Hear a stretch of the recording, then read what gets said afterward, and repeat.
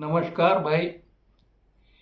मेरे ख्याल से ज़्यादा लोग ज़्यादा से ज़्यादा सही काम करें, इसलिए बार बार वही ज्ञान देने की कोशिश करते हैं कि इस भयावह स्थिति में आम आदमी से लेके रोगी तक, संतप्त रोगी तक कब और क्या कर रहे और क्यों करे, इसकी जो है राय, जो एग्जिस्टिंग एविडेंस है उस पर देने की कोशिश कर रहे हैं। क्योंकि अब लड़ाई जो है वो गवर्नमेंट से नहीं होगी, हॉस्पिटल से नहीं होगी, डॉक्टरों से नहीं होगी, अब उसमें जनरल पब्लिक, जनरल भारतीयों को इन्वॉल्व होना बहुत आवश्यक है और अब इसमें देरी नहीं होनी चाहिए। तो इसलिए जाने कि कब क्या करें, कैसे करें, क्यों करें और क्या ना करें। धन्यवाद। आज जो है वो ये देखते हैं कि मानवता जो है अपने सबसे बड़े युद्ध से गुजर रही है। इतना बड़ी आपत्ति आज तक मानवता को नहीं हुई। 18,000 साल पहले एक विस्फोट हुआ था इंडोनेशिया में, ज्वालामुखी का, जिससे कि 15 सेंटीमीटर की राख सारे भारत की भूमि पर छा गई थी और जीवन लुप्त हो गया था भारत से। उसके बाद से इतनी बड़ी ट्रेजेडी अब कभी नहीं हुई, जबकि एक छोटा सा वायरस हमारे ही सिस्टम को यूज़ करके अपनी करोड़ों अरबों खरबों प्रतिरूप बनाकर हम ही को मारे डाल रहा है। तो जब ये पैंडेमिक है, और पैंडेमिक में सबसे इम्पोर्टेंट बात ये होती है कि ये आज की तिथि में 1,27,000 मरीज हैं, 27,000 टेस्टेड पॉजिटिव है एक दिन के अंदर। और 4 अप्रैल को इससे आधी दर थी, करीब 50, 52, 53 हज़ार थे। तो 4 अप्रैल से 14 अप्रैल तक 10 दिन के अंदर ये दोगुना हो रहे हैं। तो इसको हम लोग कहते हैं डबलिंग रेट। अगले 10 दिन में ये 1,27,000 के दुगने हो जाएंगे। और ये जो रेट है, जिस रेट से बढ़ रहे हैं, इसमें 35% प्रतिदिन बढ़ रहे हैं रेट। और ये अगर सारे विश्व स्तर पर देखी जाए तो यही रेट 10% है। तो इसलिए ये भारत में बहुत बड़ी विपत्ति है, ये दर बहुत खतरनाक है, क्योंकि हमारे पास संसाधन इस नंबर में मरीजों को संभालने के लिए पर्याप्त नहीं है और इससे मृत्यु दर बढ़ सकती है। और इसलिए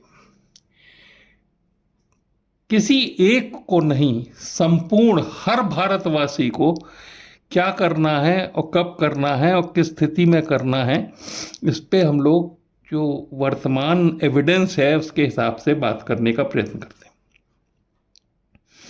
तो सबसे पहले तो ये समझें कि ये वायरस जो है ना, ये वायरस की मेम्ब्रेन है, ये इसका आरएनए है और ये इसके चिपकने पैर हैं। ये मेम्ब्रेन जो है ये लाइपोप्रोटीन है। इसका मतलब इसके अंदर फैट है। और ये लाइपोप्रोटीन जो होती है, ये साबुन से या किसी भी सरफेक्टेंट से चिपक जाती है और तुरंत वायरस साबुन से या सरफेक्टेंट से मर जाता है। अल्कोहल से भी मर जाता है। तो साबुन और अल्कोहल से बार बार हाथ धोते रहें, ये बहुत आवश्यक है। अब कहाँ हाथ धोएं? हाथ ज़्यादातर जेब में रखें। जैसे सर्जन्स जेब में ग्लव रखते हैं जिससे कि वो इधर उधर छुए नहीं, तो जेब में हाथ रखें। मिलाएं नहीं, नमस्कार करें। उसके बाद जब कभी कोई भी चीज़ छू के आए तो धो लें। अब कौन सी चीज़ें ऐसी हैं जो कि संक्रमण कर सकती हैं? लिफ्ट है, दरवाजों के हैंडल है, जो आपकी मेट्रो में उसमें जो हैंड ग्रिप्स होती हैं वो हैं, कुर्सियां हैं, जिनके हत्थे हैं, कुर्सियों के हत्थे हैं।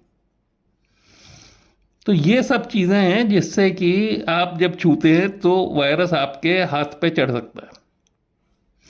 तो पहली बात तो ये। दूसरी बात, घर पर रहें, न जाएं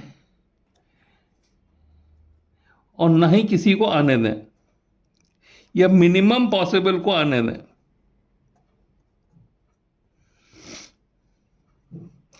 तीसरी बात, जब हवा चलती है, जहां पे भी हवा चलती है वहां पे एरोसॉल रुक नहीं पाता जिसमें वायरल पार्टिकल्स हैं, इसलिए पंखा वगैरह चले, खिड़की खुली रहे, हवा अगर चलती रहेगी, खुले में रहेंगे तो हवा चलने से ये एरोसॉल बह जाएगा, आएगा नहीं। इसके अलावा मास्क प्रोटेक्ट करेगा आपको। तो अगर आप ये सब चीज़ें करेंगे तो ये संक्रमण की दर घट जाएगी। दर कहते हैं कि एक आदमी संक्रमित 7 लोगों को इन्फेक्ट कर रहा है इस समय। 1 2 3 4 5 6 7। और इससे होगा क्या? इससे होगा ये कि जो कर्व यूं राइज कर रहा है और आपकी हॉस्पिटल की कैपेसिटी इतनों को देखने की है, इस नंबर्स को देखने की है, तो इतनों को तो इलाज नहीं हो पाएगा। तो ये जो कर्व है ये अब इस तरह का हो जाएगा। इसका मतलब आपकी हॉस्पिटल की कैपेसिटी सबको डील करने की होगी। नंबर्स कम नहीं होंगे पर सबको डील करने की ताकत आप में, आपकी जो हेल्थ केयर सिस्टम है उसमें आ जाएगी। तो ये जो चीज़ें हैं। इसके अलावा सरकार क्या करती है? सरकार लॉकडाउन करती है, सरकार कर्फ्यू करती है। तो जब सरकार लॉकडाउन और कर्फ्यू करती है तो इसका जो है आपकी जीविका पे बहुत विपरीत प्रभाव पड़ता है। और जो गरीब की अगर जीविका अफेक्ट होती है तो वो बेचारा भूखों मरने की बारी आ जाती है। तो जितना ये वाला काम है इससे इकोनॉमी इफेक्ट ज़्यादा नहीं होगी पर इससे होगी। और ये घर पे रह का मतलब ये है कि लॉकडाउन आप जो है वो वर्क फ्रॉम होम करें, मोबाइल और वीडियो कॉन्फ्रेंसिंग का यूज करें, शादी विवाह इत्यादि के जो समूह हैं वो बिल्कुल हर हालत में अवॉइड करें। शादी हुई, विवाह हुआ, इलेक्शन हुआ, चुनाव हुआ, कैंपेन हुई, इसको हर हालत में अवॉइड करने की बहुत भयंकर और भीषण जिम्मेवारी, क्योंकि जिनको आप इनवाइट कर रहे हैं वो ही बेचारे खतरे में पड़ रहे हैं। तो जो लोग ठीक हैं उनसे ये अपेक्षा है और रिस्पॉन्सिबल भारतीय के रूप में, रिस्पॉन्सिबल नागरिक के रूप में ये जो चेंज है ये क्या करेगा? ये आपकी समस्या का दौरान भले बढ़ा दे पर उसको हेल्थ केयर के लेवल्स के अंदर रखेगा। तो ये सारी चीज़ें जो हैं इसलिए बहुत इम्पॉर्टेंट हैं। और जितना ये अधिक होगा उतना ये लॉकडाउन की और कर्फ्यू की और जीविका प्रभावित होने की और भूखों मरने की बारी अवॉइड हो जाएगी। तो इसलिए हर नागरिक का काम ये है और परहैप्स सरकार का काम ये है। अब ये तो हो गई जब वायरस आपके बाहर है, ठीक है। अब हम लोग बात करते हैं जब वायरस आपके अंदर आ जाता है।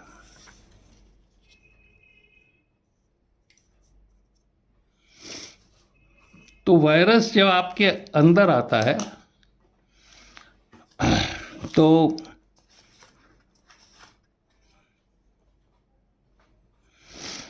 यहाँ के जो नोज़ के और माउथ के जो साइनसेस हैं ये ठंडे होते हैं। तो नोज़, नेज़ोफेरेंक्स, माउथ और ओरोफेरेंक्स, इन जगह पे ये वायरस इनिशियली ग्रो करता है। और इसका नाश करने का जो पावरफुल तरीका है वो है स्टीम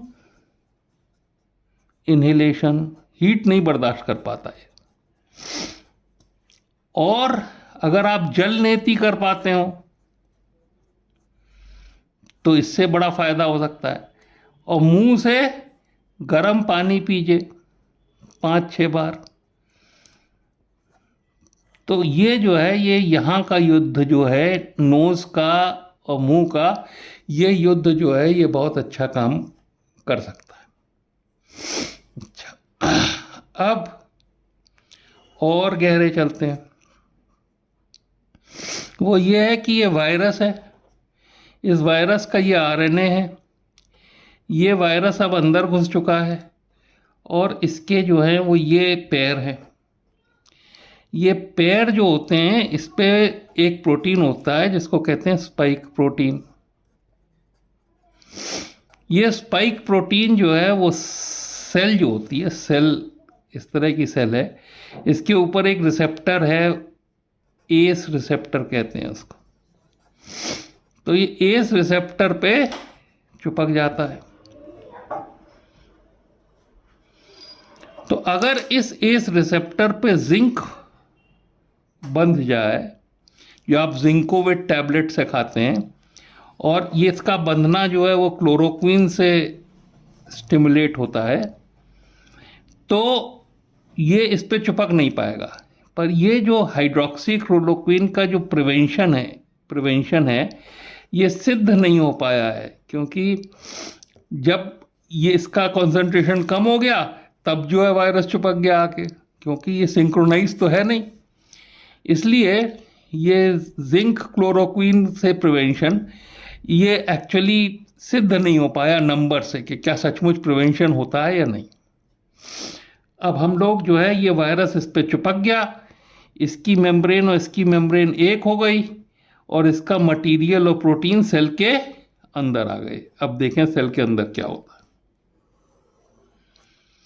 तो ये सेल के अंदर है, ये यहाँ साइटोप्लाज्म में आ गए। साइटोप्लाज्म में ये कुछ नहीं उखाड़ सकते, पर ये साइटोप्लाज्म में आ गए क्योंकि ये मेम्ब्रेन इनकी जो थी ये इसके साथ फ्यूज हो गई लाइपोप्रोटीन के साथ। अब इनको न्यूक्लियस के अंदर जाना है। बिना न्यूक्लियस के अंदर जाए ये सेल को कंट्रोल नहीं कर पाएंगे। और ये जो इनको न्यूक्लियस के अंदर ट्रांसपोर्ट करती है, हम इसको एरो की तरह बना देते हैं इस तरह से, हाँ, ये अंदर जो पहुंचाएगी इसको अपने कंधे पे बैठा के इन वायरस मियाँ को, इसको कहते हैं ट्रांसपोर्टिन, ट्रांसपोर्ट करती है। अब अगर इस ट्रांसपोर्टिन के ऊपर पहले से ही एक दवा होती है वो बैठ जाए, जिसको आइवरमेक्टिन कहते हैं, आइवरमेक्टिन बैठ गई यहाँ, तो वायरस आपके सिवाय मर जाने के दूसरा कोई तरीका नहीं है। इसका मतलब इनका खेल खत्म हो गया अगर आइवरमेक्टिन बैठ जाए। अब आइवरमेक्टिन जो है वो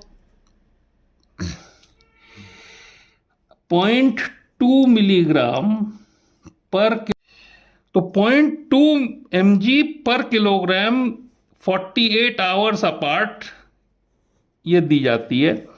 और ये 1 महीने तक प्रोटेक्ट करती है इस प्रोसेस के द्वारा।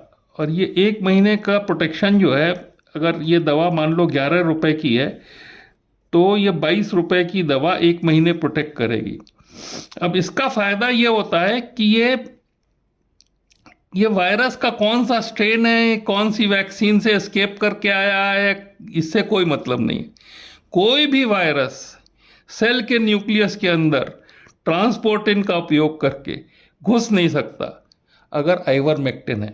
अब आइवरमेक्टिन जो है वो 40 साल से उपयोग हो रही है और वर्म्स के लिए उपयोग की जाती थी, क्योंकि जो इनवर्टेब्रेट्स होते हैं उनको ये पैरालाइज कर देती है, तो वर्म्स निकल जाते थे और काफ़ी सेफ मानी जाती है और ओवर द काउंटर अवेलेबल है।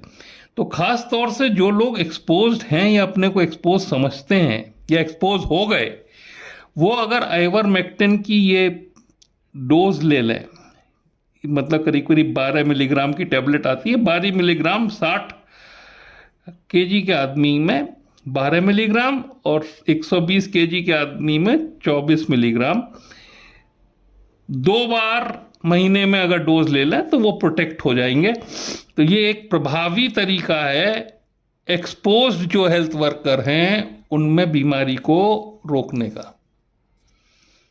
ठीक है, तो ये वाली बात हो गई जब आइवरमेक्टिन की वजह से। दूसरा, आइवरमेक्टिन का फायदा यह है कि इससे ना तो रेप्लिकेशन हो पाएगा वायरस का, क्योंकि वो मैकेनिज्म नहीं चल पाएगा। दूसरा, ये न्यूक्लियस जो है और सेल्स को जो वार्न कर देता है जिससे कि वो इन्फेक्ट ना हो, तो वो इंटरफेरॉन सिस्टम कहते हैं, वो इंटरफेरॉन सिस्टम इंटैक्ट रहेगा तो और सेल्स जो है अपने को सचेत हो जाएंगी और प्रोटेक्ट कर लेंगी। और तीसरा, इससे इन्फ्लेमेशन एक्टिवेट नहीं हो पाएगा। तो ये 3 एडिशनल फायदे हैं अगर ये ट्रांसपोर्टिन को आइवरमेक्टिन ब्लॉक करके आगे न चलने दे। तो इसको जो है वो पॉलिसी मेकर्स 3 लेवल पे, पॉलिसी, प्रैक्टिस और पब्लिक लेवल पे उपयोग होने हेतु ये ज्ञान है। अब आती है तीसरी बात। तीसरी बात यह है कि भाई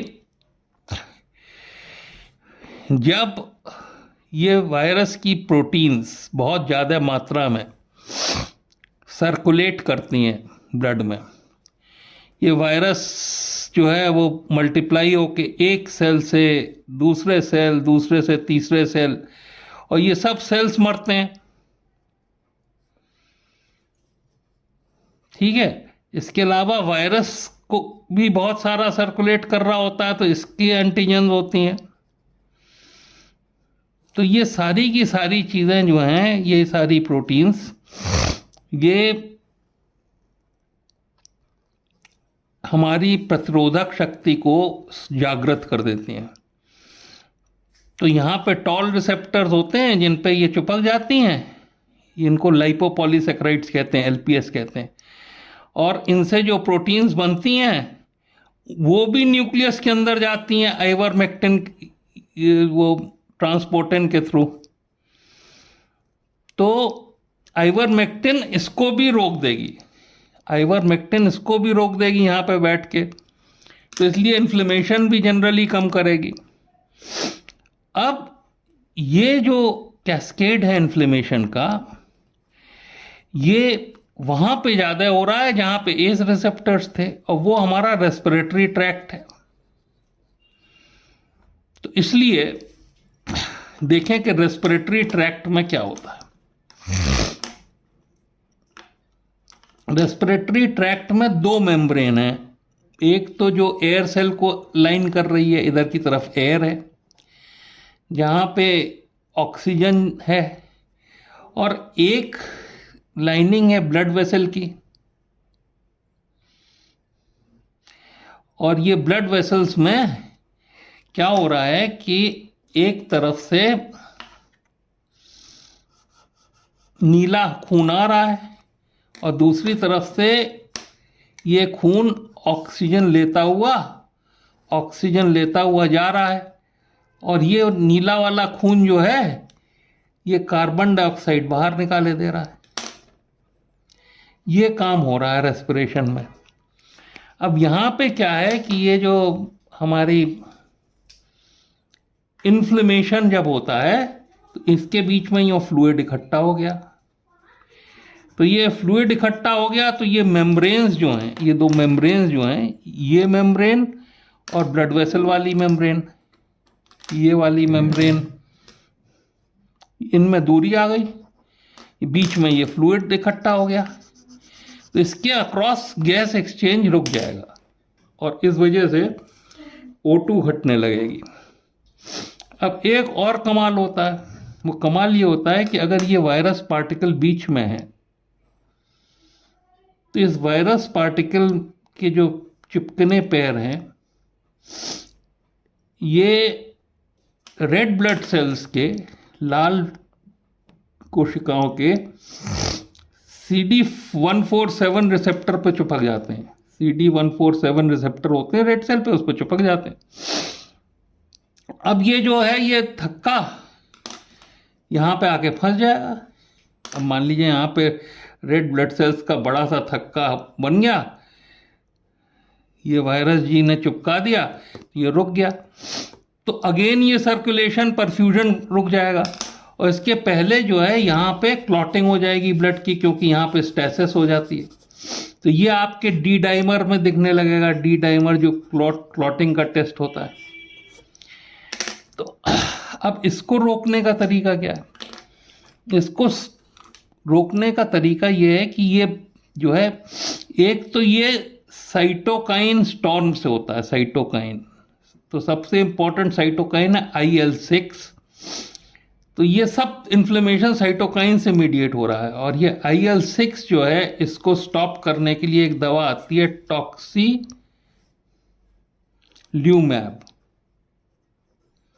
एंटीबॉडी होती है जो कि IL-6 को ब्लॉक कर देगी, तो उससे साइटोकाइन स्टॉर्म खत्म हो जाएगा, इन्फ्लेमेशन की जड़ खत्म हो जाएगी। वैसे आइवरमेक्टिन भी रोक रही है इन्फ्लेमेशन को। तीसरी चीज आइवरमेक्टिन ये करती है कि ये CD147 रिसेप्टर को रेड सेल पे ब्लॉक कर देगी, तो ये रूले बन ही नहीं पाएगा। इसको कहते हैं हम लोग रूले। तो ये रूले बन ही नहीं पाएगा। जब बन ही नहीं पाएगा तो ये सारा का सारा परफ्यूजन मेंटेन्ड रहेगा और ये पूरा मैकेनिज्म फेल हो जाएगा। तो ये अगेन रूले न बन पाना, CD147 का ब्लॉकेट, ये भी आइवरमेक्टिन का काम है। ठीक है। अब जब ये वाली स्टेज आ जाती है तो इस स्टेज को कंट्रोल करने के लिए हम लोगों को डेक्सामेथासोन देना पड़ता है या मेथाइल प्रेडनिसोलोन देना पड़ता है, मेड्रॉल के रूप में आता है। और शुरू में काफ़ी हाई डोजेस देना पड़ता है, मतलब डेक्सामेथासोन 12 मिलीग्राम 18 मिलीग्राम देना पड़ता है पर डे और धीरे धीरे उसको टैपर करना पड़ता है। जब किसी को डेक्सामेथासोन दो तो ब्लड शुगर पे ध्यान रखना चाहिए, क्योंकि ब्लड शुगर एकदम शूट करती है और इससे तो निकल जाओगे, पर ब्लड शुगर से जो है डायबिटिक कोमा में चले जाओगे और परेशानी हो जाएगी। तो ये ब्लड शुगर का ध्यान रखना पड़ता है जब डेक्सामेथासोन ये दे रहे। खैर एनीवे, यहाँ से जो कहानी है आइवरमेक्टिन के बाद की कहानी, डेक्सामेथासोन देने तक हॉस्पिटल के बाहर शुरू हो जानी चाहिए, ये चल सकती है। पर उसके बाद की कहानी जो है वो ऑक्सीजन देने से काम होती है। और ऑक्सीजन जो है नेजल ऑक्सीजन दी जा सकती है या बाईपैप दिया जा सकता है या वेंटिलेटर पर डाला जा सकता है। पर इसके बाद जो है वो प्रोग्नोसिस काफ़ी खराब हो जाती है। इसलिए अर्ली डिटेक्शन, अर्ली ट्रीटमेंट बहुत जान बचाएगा। दो बातें हैं। सबसे पहले, जितना सस्पिशस हो उतना अच्छा, क्योंकि इसकी डायग्नोसिस सस्पिशन से होती है, टेस्ट में टाइम लग जाता है और सस्पिशन में मतलब जो बेस दवाइयाँ वो चला सकते हैं। और दूसरी बात, अर्ली ट्रीटमेंट। बहुत सारा ट्रीटमेंट है जो कि अर्ली शुरू हो सकता है। लोग सबसे ज़्यादा परेशान होते हैं, बेड नहीं मिल रहा, अस्पताल नहीं मिल रहा, एम्बुलेंस नहीं मिल रहा। अरे भाई, इलाज शुरू कर दो और बेड और अस्पताल मिलता रहेगा। और ज़रूरी नहीं है कि हर आदमी एक ही अस्पताल में जाए, क्योंकि अगर हर आदमी एक ही अस्पताल में चला गया तो फिर वो अस्पताल फेल हो जाएगा, क्योंकि उसमें नंबर इतने हो जाएंगे कि निगलेक्ट होने लगेगी। तो इसलिए आम आदमी अपने को बचाए, अपने को भी और दूसरों को भी। दूसरी बात कहना है, इमरान खान कहते हैं पर इंपॉर्टेंट है, घबराए नहीं। घबराए करके स्टूपिड एक्टिविटी होती है, जहां पे मास्टरली इनएक्टिविटी की जरूरत है।